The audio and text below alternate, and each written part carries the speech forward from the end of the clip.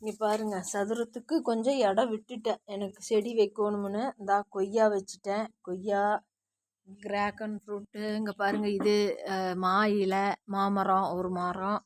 அப்புறம் திராட்சை பாருங்கள், திராட்சை கொடி விட்டு திராட்சை வந்துருச்சு.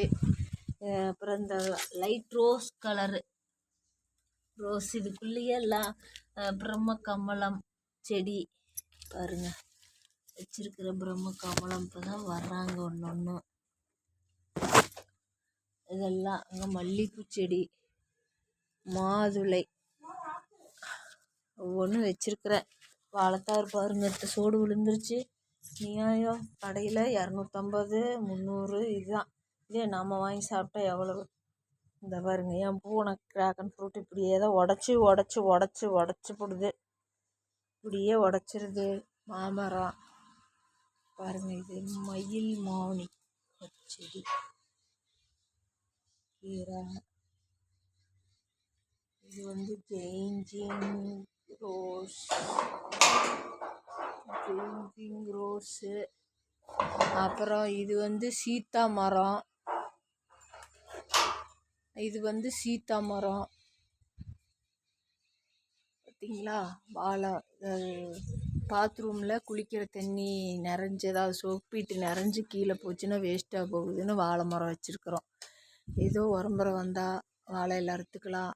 நம்ம ஏதாவது சாமி கும்பிட்றோன்னா சாமி படையல் போட எல்லாம் அறுத்துக்கலாம். உரம்பரை வர்றாங்க, திடீர்னு நம்ம கடை பக்கத்தில் இல்லை, என்ன அறுக்கலாம். அதே இப்படிக்கு ஞாயிற்றுக்கிழமை மட்டன் சிக்கன் மீன் ஏதாவது செய்கிறோம்னா எடுத்து இலைய அறுத்து சாப்பிடலாம். இலையில சாப்பிட்டா உடம்புக்கு எவ்வளோ சத்து தெரியுங்களா. அதை சூட்டோட இலையில சாப்பிட்றது நம்ம உடம்புக்கு ஒரு வகையான சத்து. அந்த இலையை நம்ம வீசுறதுனால மாடு ஆடு சாப்பிட்டா அதுக்கு ஒரு உணவு. இதில் எவ்வளவோ பெனிஃபிட் இருக்குதுங்க. பூவு, பழம், வாழைக்காய் தண்டு, வாழைத்தண்டு எல்லாத்துலேயுமே இந்த வாழை மரத்துலேயும் அவ்வளோ ஒரு சத்துக்கள். எப்போவுமே ஒரு வீடுன்னு இருந்தால் வாழை, முருங்கை இது ரெண்டும் கண்டிப்பாக வைக்கணுங்க. அது ரொம்பவே நல்லது. வாழையும் முருங்கையும் இல்லாத வீடு வாழாவட்டின்னு சொல்லுவாங்க. அதனால் வாழையும் முருங்கையும் வைத்தால் நம்மளை வாழ வைக்கும். அதோட ஒரு தென்னை மரமும் இருந்ததுன்னா, 2 தென்னை மரம் இருந்தால் இப்போ தேங்காய் விற்கிற விலைக்கு அருமை.